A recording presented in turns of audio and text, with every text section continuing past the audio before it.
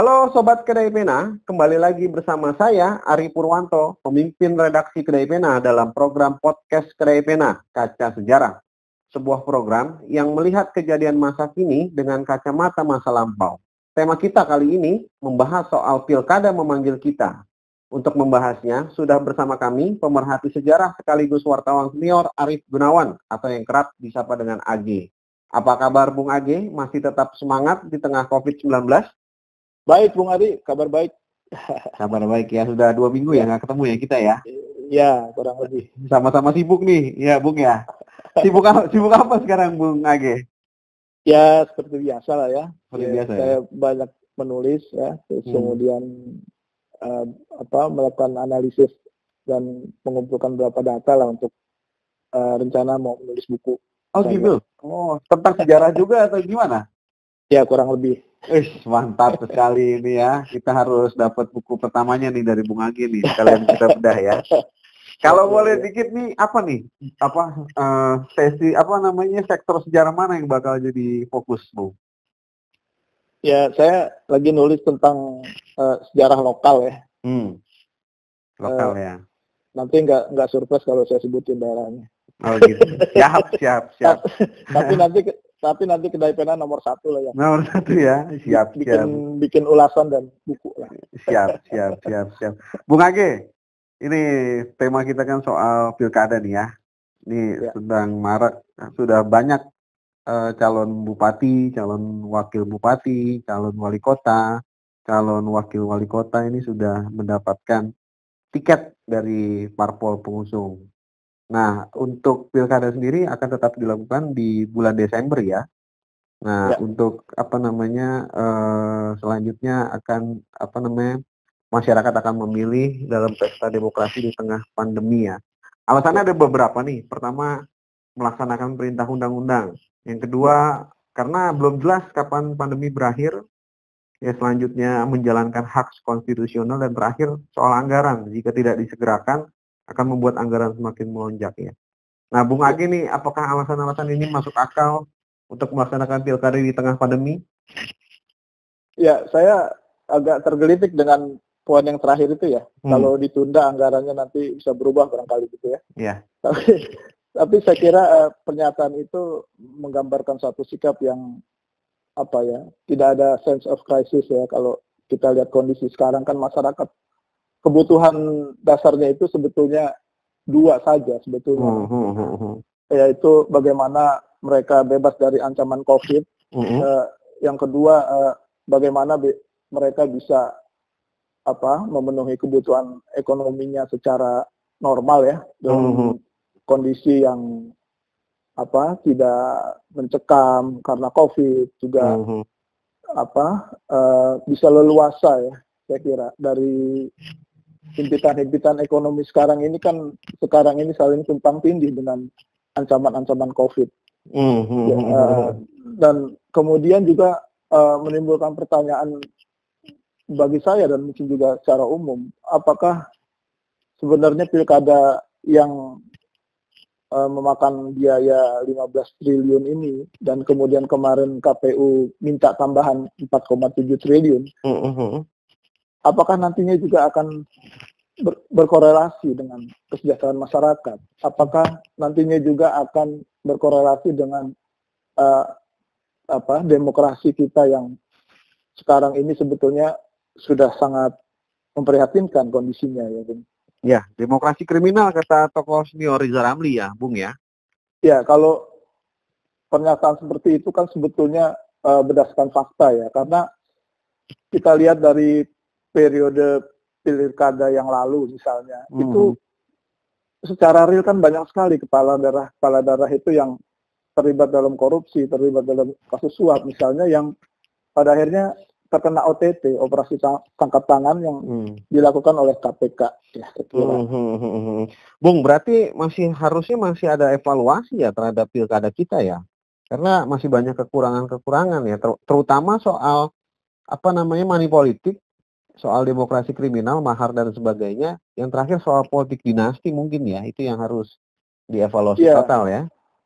Ya, pertama-tama kan partai politik kita kan tidak mempunyai proses rekrutmen pilkada yang sehat ya. Calon itu dimunculkan bukan berdasarkan kriteria-kriteria yang ideal yang berbasis kepada kebutuhan masyarakat ya. Tapi lebih banyak ditentukan oleh para cukong saya kira ya.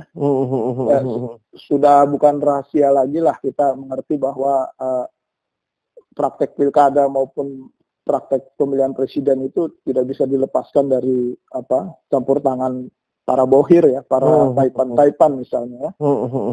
Nah, apalagi dalam situasi sekarang ini kan pilkada ini mau dilaksanakan di 270 daerah ya. Nanti ada 9 pemilihan kepala daerah di tingkat provinsi ya kan. Ada pemilihan kepala daerah di tingkat kabupaten sebanyak 224 kabupaten dan untuk kota itu di 37 kota. Nah, ini kan masing-masing daerah itu sendiri kalau kita telusuri kan problematikanya juga kan secara umum sebetulnya sama ya kalau dalam kondisi sekarang ini ya. Terkena imbas COVID, terkena imbas krisis ekonomi yang semakin dahsyat saya kira ya. Bung, kalau dulu Bung, ini kan tema kita kaca sejarah nih Bung, lihatnya dari kacamata masa lampau gitu ya. Nah itu gimana sih mencari pemimpin di tengah pandemi atau di tengah force major lah katakan ya. Karena kan kita kan sudah terbiasa dengan force major ya, gunung meletus, gempa, tsunami kan. Nah di zaman dulu pernah nggak ada literasi soal bagaimana caranya menentukan pemimpin ketika terjadi force major? Ya, force major itu kan secara gamblang diartikan sebagai satu kondisi darurat ya. Betul. Memang terjadinya sesuatu hal yang sangat mendesak. Kalau dalam sejarah Republik ini ya, tentu banyak contoh-contoh yang untuk skala nasional ya, skala kepemimpinan nasional. Kalau konteks pilkada untuk kondisi force majeure yang Anda sebut tadi, mungkin saya mau kasih contoh pada masa Ali Sadikin baru menjabat gubernur DKI. DKI itu hampir tidak memiliki kas daerah yang memadai untuk membangun Jakarta, membangun ibu kota. Waktu itu ya ada kas ya, tapi tidak memadai lah kira-kira ya. Kemudian dalam kondisi force majeure itu, kondisi darurat itu, Bang Ali melakukan satu inisiatif, katakanlah ya. Dia dalam tanda petik dia menghalalkan judi dalam tanda petik ya. Dia juga menghalalkan dengan membuka kawasan lokalisasi di Keramat Tunggak misalnya. Itu semata-mata untuk menambah pemasukan kas daerah. Kira-kira ilustrasinya seperti itu ya. Force majeure juga itu kalau secara umum ya. Tapi kalau untuk contoh yang lain ada nggak Bung? Kalau contoh yang lain ya, kalau dari masa revolusi fisik sih banyak sekali ya. Sekali ya. Bagaimana posisi gubernur itu juga berperan sebagai mengambil alih peran militer juga, ikut dalam pertempuran misalnya, ikut dalam perundingan yang bersifat kedaerahan ya. Tapi saya pernah baca literasi Bung. Waktu itu Indonesia pernah memiliki PDRI kalau tidak salah ya. Ketika Soekarno Hatta ditawan ya. Nah itu bisa juga menjadi contoh bagaimana kemudian kepemimpinan kita itu bisa dilakukan dengan cara yang murah, mudah, tapi kemudian memiliki common sense gitu loh untuk mempertahankan republik gitu ya. Iya, kalau yang Anda contohkan ini kan skalanya nasional ya. Kayak PDRI ya, Pemerintahan Darurat Republik Indonesia ya. Yang kemudian disusul dengan dibentuknya pemerintahan eksil ya. Jadi pemerintahan darurat di luar negeri yang waktu itu dipimpin oleh Bung Palar ya. Waktu itu ada beberapa tokoh pergerakan kita yang mengambil alih sebagai pimpinannya seperti A.A. Maramis dan beberapa tokoh lainnya. Nah, Kalau force majeure lainnya misalnya untuk skala nasional sih yang paling unik ya saya kira ya, itu naiknya Soekarno sebagai presiden itu dipilih secara aklamasi. Karena memang waktu itu kondisi darurat. Ya. Jadi dalam satu fase sidang Badan Penyelidik Usaha Persiapan Kemerdekaan, muncul desakan siapa kira-kira yang akan menjadi kepala negara. Nah, waktu itu ada satu tokoh Sunda, Otto Iskandar-Dinata, yang kemudian dia secara aklamasi mengusulkan Soekarno dan Flor menyetujui, dan kemudian disusul oleh Hatta yang juga disetujui menjadi wakilnya. Kira-kira itu. Tapi ilustrasi ini untuk skala nasional kira ya. Iya. Tapi kalau misalkan itu juga pemerintah juga memiliki itikat gitu ya, bisa juga dilakukan untuk konteks pilkada ya. Misalkan untuk sementara waktu pemimpinnya diperpanjang statusnya, atau pemilihan ditiadakan diganti dengan pembahasan di DPRD seperti itu ya Bung ya. Bisa saja mungkin ya kalau memiliki political will ya. Iya betul. Itu political will-nya apa? Makanya tadi ada nggak sense of crisis-nya? Seberapa kuat sense of crisis-nya itu gitu. Kalau sedemikian besar, sedemikian kuat, mungkin dilakukan hal-hal yang Bung Ari sebutkan tadi ya, menundanya ya kan, atau membahasnya di DPRD misalnya kan. Tapi sejauh ini kan kita tidak melihat itikat seperti itu. Kita tidak melihat wacana itu kan. Gitu. Jadi mereka tetap melakukan dengan prosedural, tapi tidak melihat secara substansial gitu Bung ya. Bisa dikatakan demikian ya. Bung, tadi kita membahas soal kondisi force majeure ya, tapi tidak ada sense of crisis. Bahkan untuk tingkatan elit saya rasa juga mereka tetap menjalankan lobby-lobby politik tingkat atas, sehingga memunculkan banyak nama calon wali kota, wakil wali kota, calon wakil bupati, calon bupati dan wakil bupati. Nah, bahkan dari keluarga penguasa itu terlibat pertarungan menuju pilkada ini. Sebut saja anak dari Presiden Jokowi, Gibran, lalu juga anak dari Wapres Pak Maruf Amin itu ada Siti Adjijah, ada juga keponakan Prabowo, Rahayu Saraswati, yang mereka bertarung di pilkada Tangsel. Bagaimana nih Anda melihatnya? Apakah memang elit-elit kita sedemikian rusak sehingga menegasikan sense of crisis itu, atau seperti apa, Bung? Ya, kalau secara gamblang ya, itu kan dalam konteks sekarang kebetulan lagi menjadi wacana ya, pembahasan di mana-mana itu yang disebut sebagai praktek politik nepotisme itu ya. Jadi kalau dijelaskan akarnya, bahwa politik nepotisme itu akarnya adalah politik dinasti. Jadi di negara-negara lain praktek nepotisme itu juga terjadi. Ya.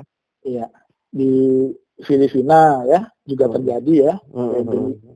Dulu ada Benigno, terus diteruskan istrinya Korea Aquino. Iya, betul. Di Singapura Lee Kuan Yew, terus diterusin anaknya Lee Hsien Loong ya.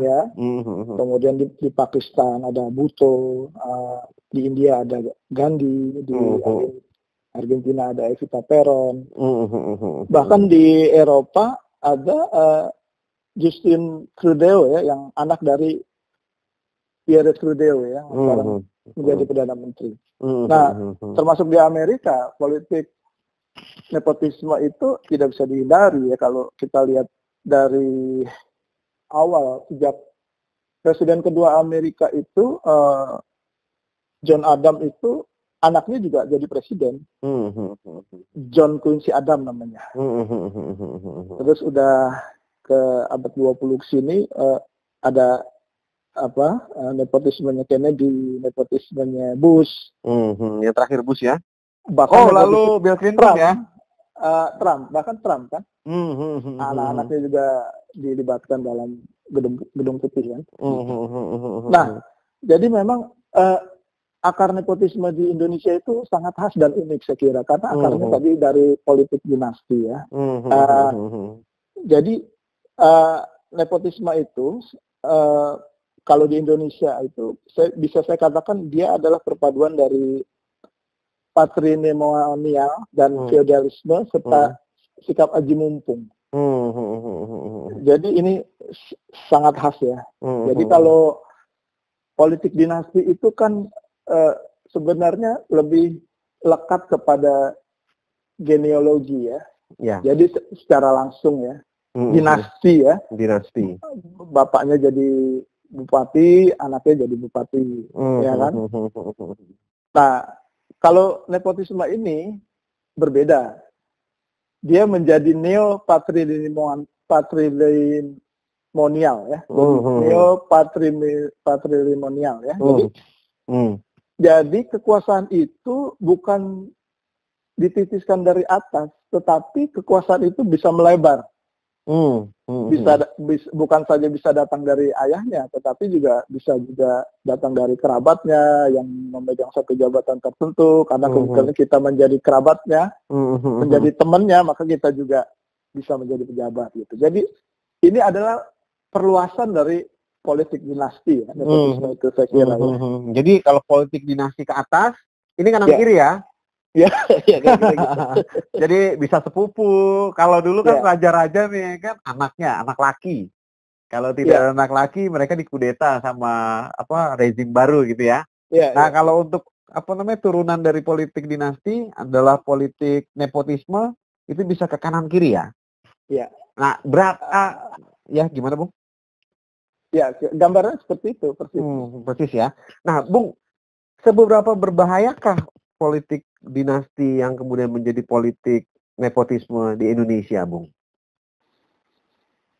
Ya, itu tergantung pada figurnya ya. Kalau dia punya kredibilitas, punya integritas, dan memiliki trust dari masyarakat, itu saya kira menjadi modal utama ya. Baru setelah itu adalah kompetensi ya. Baru setelah itu saya kira. Nah, yang berbahaya kan trust yang nggak didapat dari masyarakat, kredibilitasnya juga nggak ada, integritasnya juga nggak ada, track recordnya nggak ada, terus tiba-tiba masuk ke wilayah merasa memiliki kompetensi. Nah, itu yang berbahaya saya kira. Dan banyak saya rasa ya untuk Indonesia saat ini ya, yang seperti itu ya. Iya, itu tadi kembali ke contoh yang kita obrolin tadi itu yang kasus-kasus hukum kan akhirnya kan. Bung, itu kan berarti pemilihan langsung kita itu hanya sebagai demokrasi prosedural ya, bukan sebagai demokrasi substansial. Nah, apakah hal-hal yang Bung tadi sebutkan itu harus diatur dalam sebuah ketentuan atau ya memang sebatas menjadi tahu sama tahu saja bahwa seorang yang memiliki trust gitu bisa kemudian melakukan sesuatu asal memiliki rekam jejak yang baik, trust yang baik, lalu kemudian memiliki kemampuan, atau itu harus diatur dalam sebuah aturan baku seperti PKPU atau undang-undang, Bu? Ya, kalau secara umum kan memang harus direvisi undang-undang politik itu kan, undang-undang pemilihan umum, undang-undang pemilu itu kan. Kemudian kalau menyangkut figur ya partainya harus punya satu standar, satu proses rekrutmen yang memang ideal ya, benar-benar komitmennya memang untuk didedikasikan kepada rakyat figur itu, bukan menjadi katakanlah petugas partai di tingkat daerah misalnya, ya kan? Kalau kejadiannya seperti itu ya siklusnya akan seperti ini terus Indonesia ini kan. Berarti evaluasi undang-undang pemilu juga harus tuh, Bung ya? Iya, saya kira iya ya. Kalau kita mau berubah ya. Kalau mau berubah ya, kecuali kalau misalkan mau melakukan status quo gitu ya. Ya, kalau status quo kan yang jadi korban ya masyarakat ya secara umum. Seperti hari inilah kita lihat. Saya jadi ingat keingetan omongan Bung Riza Ramli ya, salah satu masalah yang dihadapi oleh masyarakat dan demokrasi kita adalah karena partai politiknya tidak dibiayai oleh negara, Bung. Nah, gimana, Bung? Setuju nggak, Bung, dengan anggapan itu, Bung? Ya, itu mungkin nanti pembahasannya masuk ke undang-undang pemilu, undang-undang politik ya. Saya kira itu hal yang elementer yang memang harus dilakukan. Meskipun kata Bung Rizal Ramli juga ada syaratnya, misalkan demokratisasi internalnya harus jalan, nggak seperti sekarang gitu dikuasai oleh orang-orang tertentu saja gitu ya. Iya. Oke lah kalau begitu Bung Arief Gunawan, saya kira pembahasan kita cukup menarik ya untuk membahas soal pilkada. Bung Arief sendiri punya hak pilih di mana, Bung? Sesuai domisili di Depok saya. Depok ya. Ya kan? Tapi nggak kemudian menjadi golput kan? Karena tidak kecewa dengan kondisi sekarang? Mudah-mudahan enggak ya. Mudah-mudahan enggak ya. Oke lah pendengar Kedai Pena, podcast Kedai Pena, demikianlah perbincangan kita dengan Bung Arief Gunawan. Semoga apa yang kita perbincangkan bermanfaat untuk kita semua menuju Indonesia yang lebih baik. Akhir kata, tetap jaga kesehatan Bung Age, tetap pakai masker, tetap ikuti protokol kesehatan. Salam sehat untuk kita semua dan salam merdeka.